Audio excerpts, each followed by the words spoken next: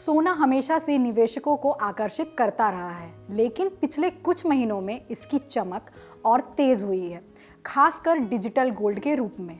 Market regulator SEBI की चेतावनी के बावजूद निवेशकों के बीच डिजिटल गोल्ड की लोकप्रियता लगातार बढ़ रही है। सवाल यह है कि आखिर डिजिटल गोल्ड में ऐसा क्या है जो युवाओं को अपनी ओर खींच रहा है और सेबी को इससे जुड़ा किस तरह का खतरा नजर आ रहा है। आइए पूरे मामले को समझते हैं। नमस्कार, मैं रिया दुबे और आप देख रहे हैं Amar Ujala. World gold council की रिपोर्ट में क्या आया सामने?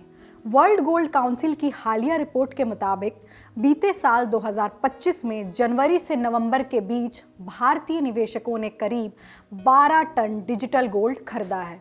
यह आंकड़ा 2024 की तुलना में करीब 50% ज़्यादा है। 2024 की इसी अवधि में लगभग 8 टन डिजिटल गोल्ड की खरीदारी हुई थी। गोल्ड काउंसिल ने यह अनुमान यूपीआई ट्रांजैक्शन के आंकड़ों के आधार पर लगाया है, जिसे पहली बार national payments corporation of India यानी एनपीसीआई ने जारी किया है। कीमत के लिहाज से देखें तो खरीदे गए डिजिटल गोल्ड की बाजार कीमत करीब 16,500 करोड़ रुपए आंकी गई है। डिजिटल गोल्ड के बढ़ते क्रेज की वजह क्या है?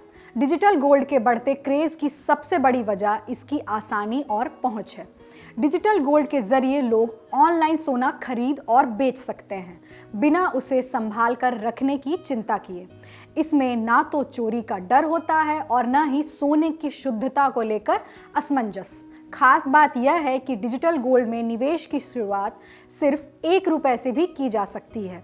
यही कारण है कि मोबाइल ऐप्स, यूपीआई और ऑनलाइन प्लेटफॉर्म से सहज युवा निवेशकों के बीच यह विकल्प तेजी से लोकप्रिय हो रहा है। सेबी ने क्यों दी चेतावनी?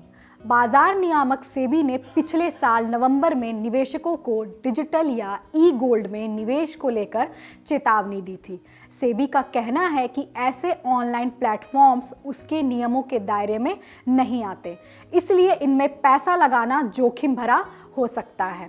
यह चेतावनी तब आई जब सेबी ने देखा कि कई ऑनलाइन प्लेटफॉर्म भौतिक सोने के आसान विकल्प के तौर पर डिजिटल गोल्ड का खुलकर प्रचार कर रहे हैं। सेबी ने साफ किया कि डिजिटल गोल्ड उसके द्वारा नियंत्रित किए जाने वाले गोल्ड निवेश विकल्पों से अलग है। न तो इसे आधिकारिक रूप से प्रतिभूति माना गया है और न ही यह कमोडिटी डेरिवेटिव्स के नियमों के तहत आता है। इसका मतलब यह है कि डिजिटल गोल्ड पूरी तरह से सेबी के नियंत्रण से बाहर है। इसलिए जिन सुरक्षा नियमों से सेबी विनियमित निवेशकों की रक्षा होती है, वे डिजिटल गोल्ड पर लागू नहीं होते। नियामक के मुताबिक ऐसे अनियमित डिजिटल गोल्ड उत्पाद निवेशकों के लिए कई खतरा पैदा कर सकते हैं। मसलन जिस कंपनी या प्लेटफॉर्म से आपने डिजिटल गोल्ड खरीदा है, अगर वह बंद हो जाए या भुगतान न करे तो निवेशक को नुकसान उठाना पड़ सकता है। इसके अलावा संचालन से जुड़ी गड़बड़ियों का जोखिम भी बना रहता है। सेबी ने साफ तौर पर कहा है कि डिजिटल गोल्ड में निवेश करने वालों को वही सुरक्षा नहीं मिलेगी जो गोल्ड ईटीएफ या दूसरे सेबी विनियमित विकल्पों में निवेश करने पर मिलती है। सेबी ने बताया कहां करें निवेश।